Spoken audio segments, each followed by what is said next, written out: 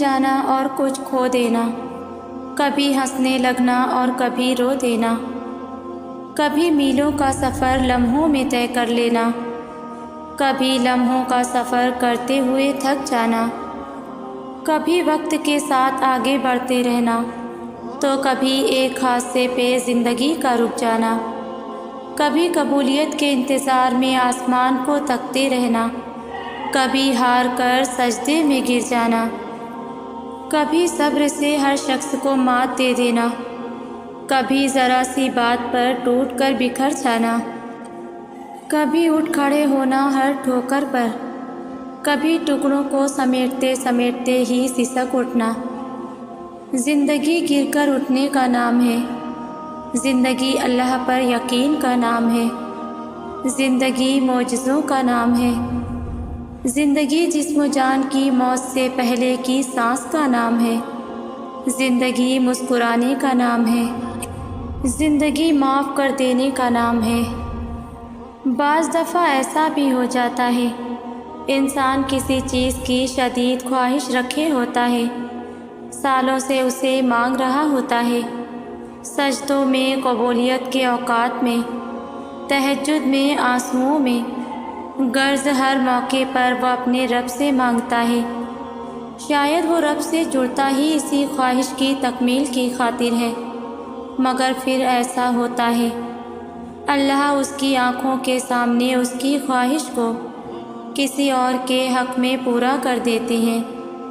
تب یہ انسان ٹوٹ کر گرتا ہے اس رب کے آگے، کرچھی کرچھی وجود لیے شکوے کرتا ہے رب سے کہ کیوں کیا تو نے ایسا، ناراض ہوتا ہے اپنے خالق سے کہ میں نے تو اتنا مانگا تھا تجھ سے، تو نے کسی اور کو دے دیا۔ مگر پھر کہیں اندر سے، بہت اندر سے اس کی سسکتی روح سے آواز آتی ہے، جس کے پیچھے تو بھاگ رہا تھا وہ تو تھا ہی سیراب۔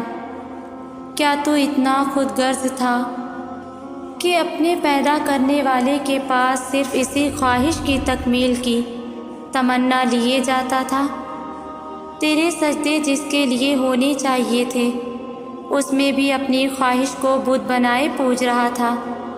پھر تو ایسا ہی ہونا تھا، مگر اچھا ہوا تجھے سمجھ آئی کہ حقیقت کیا ہے، کس سے جڑنا ہے، کس کی خواہش رکھنی ہے، سجدے کس کے لیے خالص کرنے ہیں، آنسو کس کے لیے بہانے ہیں۔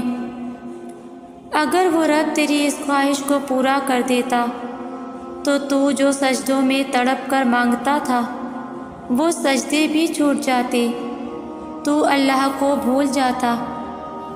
تیرا رب ایسا نہیں چاہتا تھا کہ تو اسے بھولے، اس لیے اس نے تیرا دل توڑا تاکہ تو مزید اس رب سے جڑ جائے اور وہ اس دل کو اپنی محبت کی تڑپ سے بھر دے۔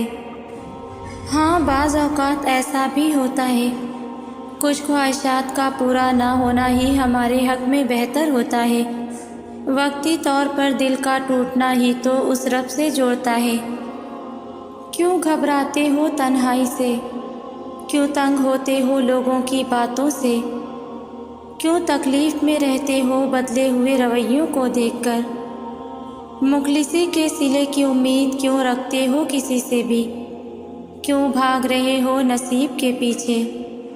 اور اگر ان چیزوں کے پیچھے بھاگتے رہو گے جو تم سے بھاگتی ہیں تو سوائے تھکاوٹ کے کچھ حاصل نہیں ہوگا۔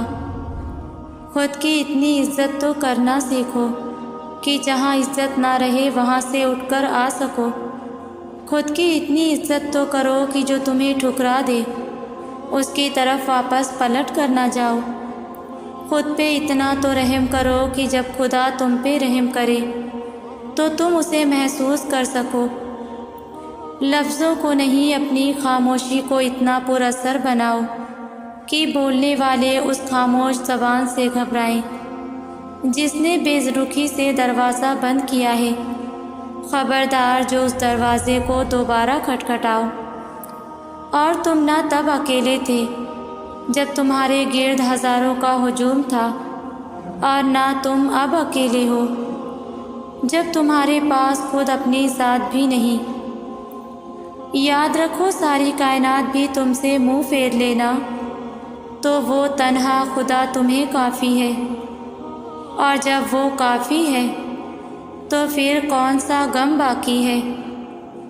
مخلصی سے لے کر محبت تک کا صلہ بس وہی تو دیتا ہے۔ دنیا نہ تمہیں کچھ دے سکتی ہے اور نہ تم سے کچھ چھین سکتی ہے۔ یہ تکلیف عارضی ہے، یہ غم بس کچھ وقت کا حصہ ہے۔ تمہیں ابھی ایسا لگے گا کہ جیسے یہاں زندگی ختم ہو جائے گی، جیسے پھر کبھی مسکرا نہیں پاؤ گے، جیسے یہ غم عمر بھر روح کا حصہ رہے گا، مگر ایسا ہوتا نہیں۔ وقت کے ساتھ ساتھ بہت کچھ بدل جاتا ہے۔ ہاں، کچھ غم بھولتے نہیں ہیں، مگر وقت اور حالات ان غموں کے بدلے اتنی خوشیاں دے دیتے ہیں کہ انسان کو ماضی یاد تو آتا ہے مگر تکلیف نہیں ہوتی۔ یہی کائنات کی حقیقت ہے، یہی اللہ کی محبت ہے کہ وہ ہمارے حافظے میں پھر بس انہی چیزوں کو رکھتا ہے جن سے ہمیں تکلیف نہیں ملتی یا جن کو یاد کر کے ہم غم میں مبتلا نہیں ہوتے۔ پھر اللہ ہمیں اتنی طاقت دے دیتا ہے کہ ہم ان چیزوں کو چھوڑ سکیں جن سے ہمیں بس تکلیف ملتی ہے، جو سوائے قرب کے کچھ بھی نہیں۔ وہ خیالات سے واقف ہے، وہ چاہے تو ہر سسکتا خیال دل سے نکال دے اور وہ چاہے تو تمہیں اسی خیال میں پھنسا دے۔ اللہ تم سے بہت محبت کرتا ہے، وہ تمہیں ہر اس لمحے میں سنتا ہے جب تم خود بھی تمہاری آواز سنائی نہیں دیتی۔ تم اسے دیکھ نہیں سکتے مگر وہ تمہیں دیکھ سکتا ہے۔ وہ جانتا ہے تمہیں پریشانی ہے، وہ جانتا ہے تمہارے قرب کو، تو پھر تم اس کے سننے پہ شک کیوں کرتے ہو؟ کیوں دل میں یہ وسوسے لاتے ہو کہ اللہ تمہیں دیکھ نہیں رہا؟ جو چیز تمہیں اللہ کے سوا کوئی نہیں دے سکتا اسے انسان سے کیوں مانگتے ہو؟ جس یقین کا حقدار اللہ کے سوا کوئی نہیں، وہ یقین انسان پہ کیوں رکھتے ہو؟ جس محبت کا حقدار صرف اللہ ہے، وہ محبت انسان کو دے کر پھر نصیب سے شکوہ کیوں کرتے ہو؟ اللہ کو راضی رکھنا سیکھو، بس باقی سارے خود ہی پھر راضی ہو جاتے ہیں۔ کبھی اس کے علاوہ کسی سے کچھ مت مانگو اور نہ کسی سے کسی بھی چیز کی امید رکھو، پھر چاہے وہ ہمدردی ہو یا محبت۔ انسان بھیک میں بھی ذلت کے سوا کچھ نہیں دیتا، بادشاہ تو بس خدا ہی ہے، معجزوں کا بھی اور عطا کا بھی۔ کیا تم اس خیال میں پھنسے ہو کہ کیا اب بھی یقین رکھنا چاہیے یا پھر اللہ سے مانگنا چھوڑ دینا چاہیے؟ تو جان لو جب آزمائش کا زور بہت سخت ہو جائے تو جان لینا کہ یہ تمہاری تکلیف کا آخری مرحلہ ہے، کیونکہ معجزے ہونے سے پہلے سب کچھ اتنا ناممکن ہو جاتا ہے کہ اللہ پر یقین رکھنا بھی مشکل لگنے لگتا ہے۔ آسانی آنے سے پہلے چیزیں اتنی بگڑ جاتی ہیں کہ سب ختم ہوتا ہوا دکھائی دیتا ہے۔ تو اگر کبھی زندگی میں تم اس مقام پہ پہنچو جہاں لگے کہ اب مانگنا چھوڑ دینا چاہیے، تو یاد رکھنا کہ وہی مقام اللہ نے اپنے کن کے لیے چن رکھا ہے۔ یہی وہ مقام ہے جہاں اللہ نے تمہارے نصیب کا آخری فیصلہ کرنا ہے، اور یہی وہ مقام ہے جہاں تمہیں دعا کرنی ہے، بہت ساری دعا، اور ہر خوف کو بھلا کر اللہ پر توکل کرنا ہے۔ حالات کتنے ہی خراب کیوں نہ ہو جائیں، تمہیں اللہ کی قدرتوں کا انتظار کرنا ہے، کیونکہ اللہ کی قدرتیں ہی تم تک تمہاری منچاہی چیز لا سکتی ہے۔ تمہاری دعائیں ہی تمہارا مقدر ہیں، اور تمہارے خیالات اس مقدر کی حقیقت ہیں۔ تم جب جب اللہ کے روبرو دعا کے لیے ہاتھ اٹھاتے ہو تب تب اللہ تمہارا مقدر تمہاری رضا کے مطابق بدلتا ہے، اور سچ یہی ہے کہ زندگی میں تمہیں وہی ملتا ہے جس کے لیے تم کوشش کرتے ہو، اور تم وہی پاتے ہو جس پر تم صبر کرتے ہو، کیونکہ اللہ اس جھولی کو کبھی خالی نہیں رکھتا جو صرف اس کے سامنے پھیلائی جاتی ہے۔ بس مسئلہ یہ ہے کہ تم ذرا سا انتظار کرتے ہو اور تھک جاتے ہو، پھر خود سے ہی گمان کر بیٹھتے ہو کہ دعائیں قبول نہیں ہوتی، یا اب بہت دیر ہو گئی ہے اور اب کچھ بدل نہیں سکتا، حالانکہ وہ رب تو اپنے کاموں میں دیر سویر ہونے ہی نہیں دیتا۔ جو تمہیں دیر لگ رہی ہوتی ہے وہ دراصل اس کی حکمت ہوتی ہے، اور جو بھی تمہیں ملتا ہے اپنے اور صحیح وقت پر ہی ملتا ہے، تو پھر ڈر کے ان وسوسوں کو کبھی جیتنے مت دینا، ذرا سی تاخیر پر مایوس مت ہو جانا، حالات کتنے ہی کیوں نہ مشکل ہو جائیں، تم دعا کرنا کبھی مت چھوڑنا، کیونکہ اس کا ایک کون تمہارا صدیوں کا کام لمحوں میں کر سکتا ہے، اور جو دعا کا خیال تمہارے دل میں لا سکتا ہے وہ اس خیال کو تمہارا مقدر بنانے پر بھی قادر ہے۔ دعا کی توفیق ہی قبولیت کی سب سے بڑی دلیل ہے، جسے کوئی رد نہیں کر سکتا، یہاں تک کہ تمہارا نصیب بھی نہیں۔ اللہ تعالیٰ کی محبت لازوال ہے، وہ کبھی نہ ختم ہونے والی ہے۔ دنیا کی محبتیں انسان کو اکتا دیتی ہیں، وہ کبھی کبھی ان رشتوں سے بھی اکتا جاتا ہے جو اس کا سکون ہوتے ہیں، وہ نہ چاہتے ہوئے بھی تھک جاتا ہے، وہ کبھی نہیں چاہتا کہ اپنے پیاروں سے اکتائے، مگر پھر بھی اس طرح ہو جاتا ہے کہ وہ تھک ٹوٹ جاتا ہے۔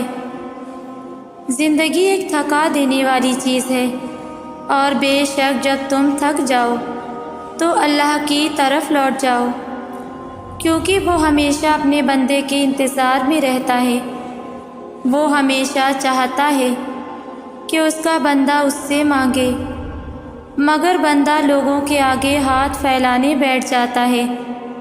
اللہ ہی دینے والا ہے، بے شک وہ ہر چیز پر قادر ہے، وہ کبھی بھی اپنے بندے کو اکیلا نہیں چھوڑتا۔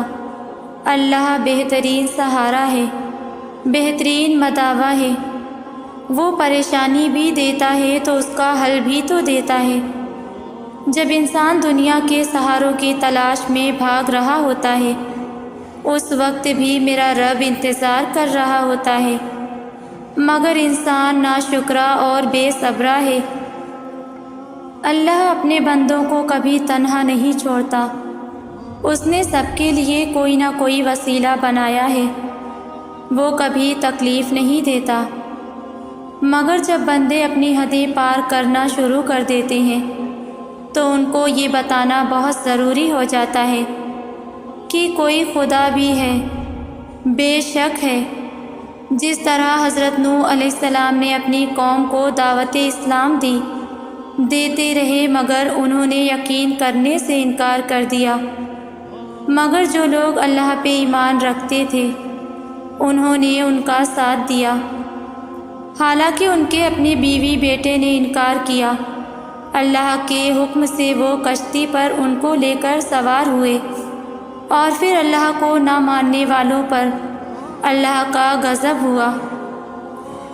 قرآن بار بار کہتا ہے کہ اللہ اپنے بندوں پر ظلم نہیں کرتا، مگر بندے خود کرتے ہیں۔ ہم اپنے گریبان میں جھانک کر دیکھیں تو صحیح، ہم کتنے پانی میں ہیں۔ ہم نے ہمیشہ اللہ کی بنائی ہوئی حدود کو توڑا، یہ جانتے ہوئے کہ ہم اپنی پلکوں کو چھپکنے تک کے محتاج اللہ کے ہیں۔ کھجور کی گٹھلی کے اوپر جھلی تک انسان کے قبضے میں نہیں، اور یہ اسی زمین پر اکڑتا ہے، اسی سانسوں کی ڈور سے جن کی رسی اللہ کے ہاتھ میں ہے۔ کبھی ہم سب کھو کر بھی اللہ کو پا لیتے ہیں، اور کبھی سب کچھ ہونے کے باوجود ہمیں اللہ مل جاتا ہے۔ یہ تو سب ایمان کی باتیں ہیں۔ جس کا جتنا پختہ یقین، جتنا پرہیزگار، وہ اللہ کے اتنا ہی زیادہ قریب۔ اللہ کی ذات پر اور خود اپنے آپ پر ہمیشہ یقین رکھیں۔ اللہ پاک نے جب ہمیں انسان بنایا تو اس نے ہمیں عقل اور شعور سے نوازا۔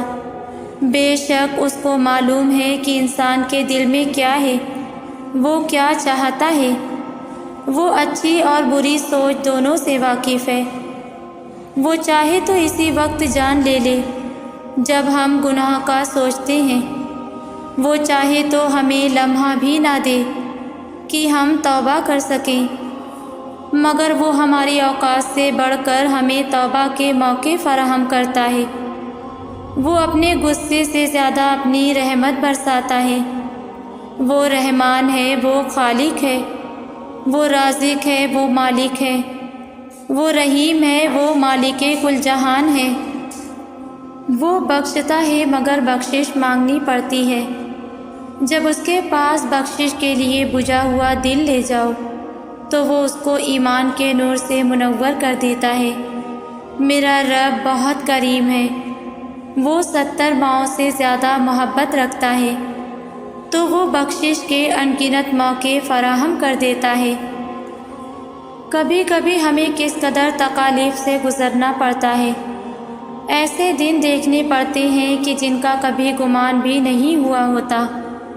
ایسے لوگوں کو جاتے دیکھنا پڑتا ہے جن کا ہونا ہمارے لیے سکون کا باعث ہوتا ہے، مگر شاید اللہ کو اپنے بندے کو آزمانا ہوتا ہے۔ ہر دنیاوی چیز سے، اس کی اولاد، اس کا مال اور اس کی محبت سے، اللہ پاک صرف ہمارے دلوں کو بدلنے کے لیے کہ کہیں ہم دنیاوی چیزوں میں اپنا سکون نہ ڈھونڈنا شروع کر دیں، جس کی وجہ سے ہمیں آخرت میں اپنا سر جھکانا پڑے۔ حضرت محمد مصطفیٰ صلی اللہ علیہ وسلم ہمیشہ اپنی امت کے لیے رویا کرتے تھے۔ وہ تو نبی ہیں، ہمارے پیارے آخری نبی سرکار دو عالم محبوب خدا جناب محمد صلی اللہ علیہ وسلم۔ وہ کئی راتیں جاگے ہماری مغفرت کے لیے روتے گڑ گڑاتے رہے، اور ہم اس بات پہ اللہ سبحانہ و تعالیٰ کے احسان مند ہیں کہ ہمیں جناب محمد صلی اللہ علیہ وسلم کی امت میں بھیجا گیا۔ بے شک اللہ بہترین کارساز ہے، وہ دلوں کے راز جانتا ہے، وہ دانا و حکمت والا ہے۔ آزمانا تو میرے رب کا کمال ہے، وہ ہم سے محبت کرتا ہے، تبھی تو وہ ہمیں آزماتا ہے۔ بے شک وہی فتنوں سے نمٹنے کی طاقت رکھتا ہے، وہی مارنے والا اور بچانے والا ہے۔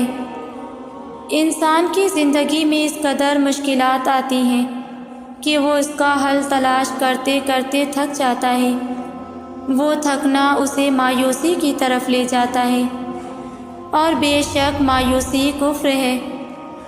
ایسا گناہ کی شاید معافی نہ ملے اس کی، یہ جانتے ہوئے بھی کہ پیدا کرنے والا اور جان لینے والا اللہ ہے، رزق دینے والا اور چھیننے والا بھی اللہ ہے، نعمت دینے والا اور لینے والا بھی اللہ ہے۔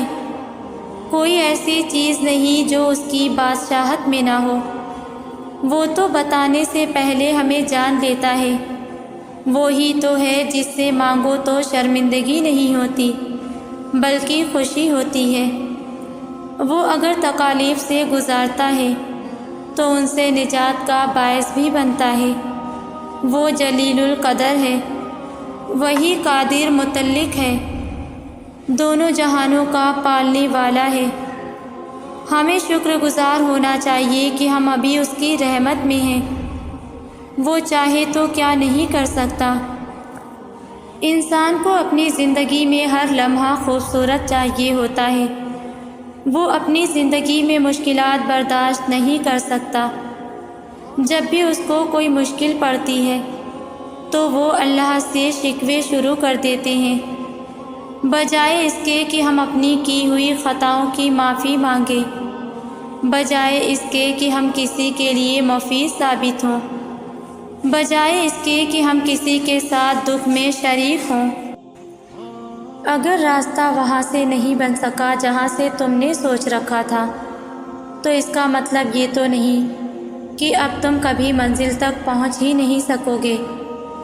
تم اپنی محدود سوچ میں رہ کر سوچتے ہو، مگر وہ ذات تو لامحدود ہے، اس کے معجزوں کی تو کوئی حد نہیں۔ زندگی کئی ایسی راہوں اور مراحل سے گزار کر تمہیں تمہاری چاہت تک لاتی ہے، جن پر چلنے کے لیے تمہارا دل مطمئن نہیں ہوتا، تاکہ خوشی سے پہلے غم کی لذت جان لو اور حاصل کی قدر کرنا سیکھ سکو۔